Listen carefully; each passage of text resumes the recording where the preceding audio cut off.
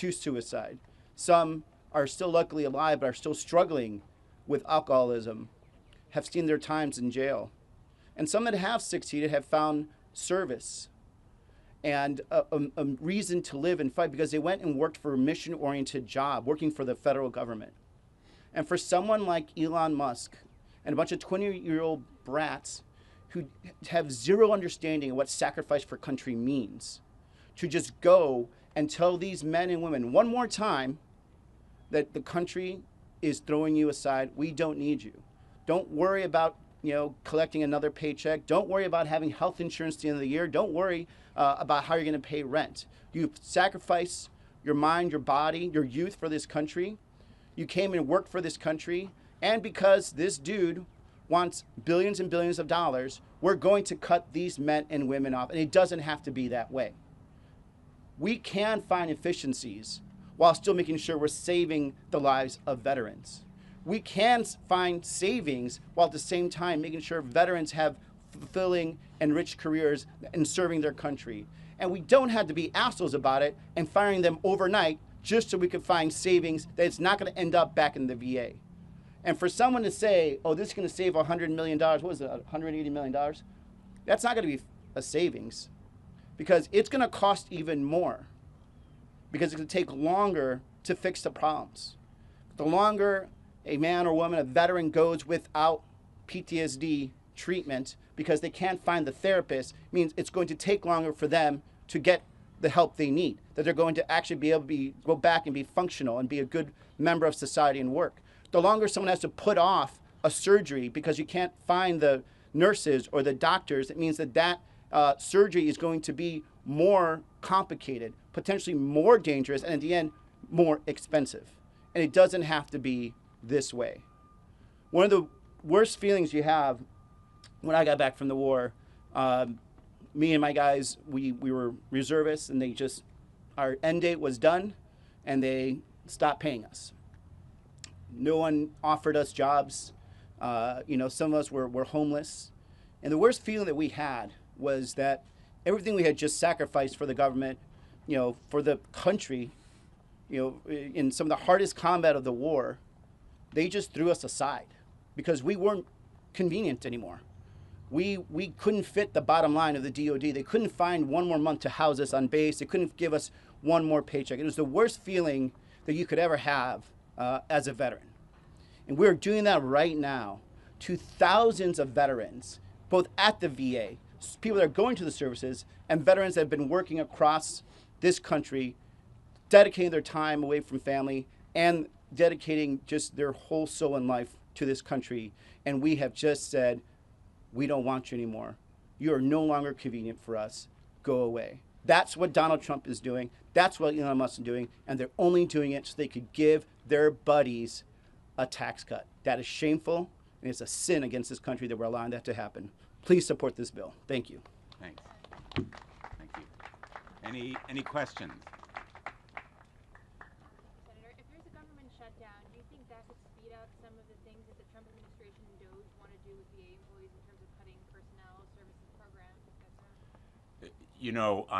I'm not going to speculate on what the Trump administration might do in case of a government shutdown.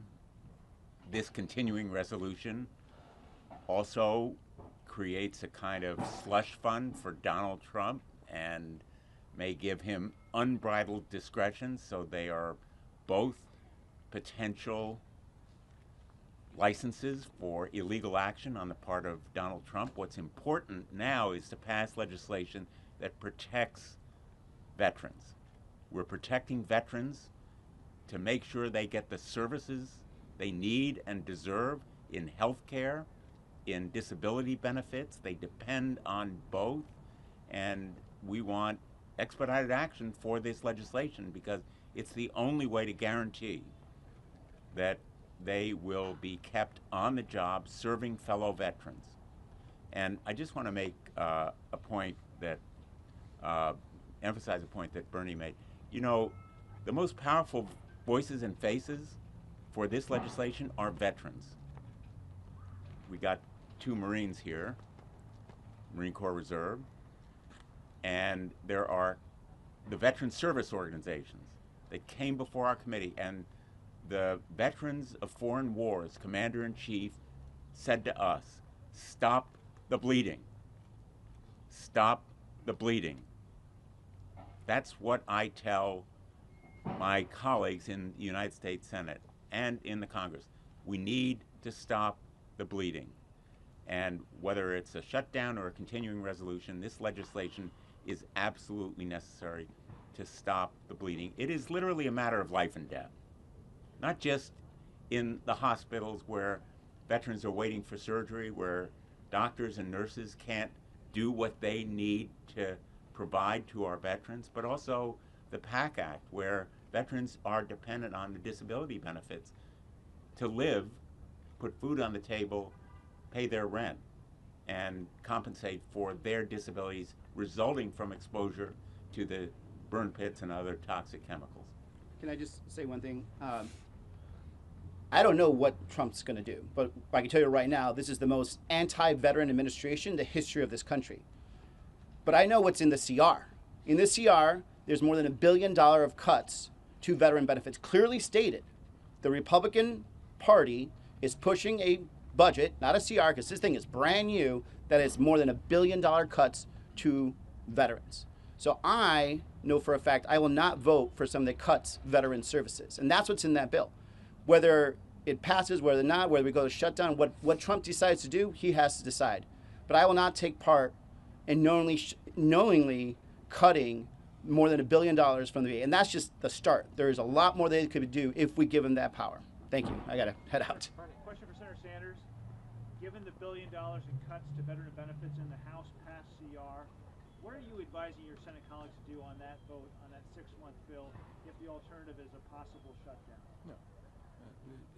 I think what Senator Gallego just said is right. Let's be clear. This bill, for the first time in modern history, the CR was not written by representatives of both parties.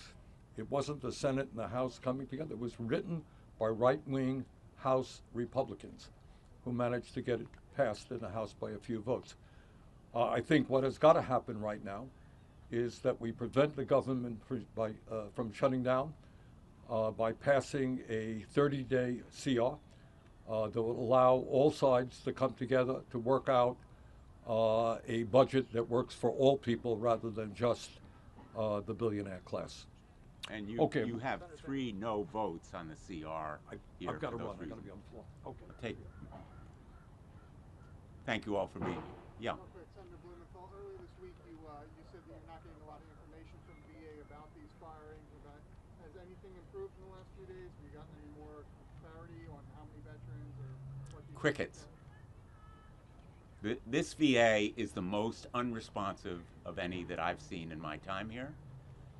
It is the least transparent, but it's opening its files to Elon Musk so that he can rummage through them, harvest personal, confidential, private information, including potentially healthcare information.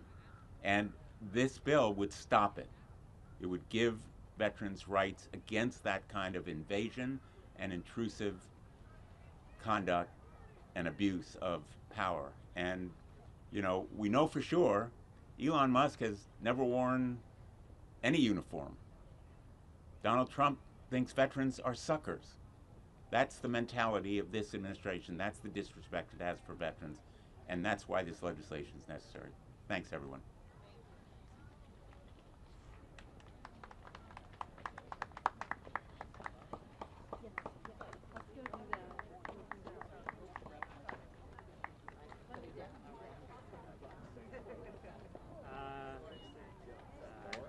I've been stuck in a meeting, so I don't know what's going on.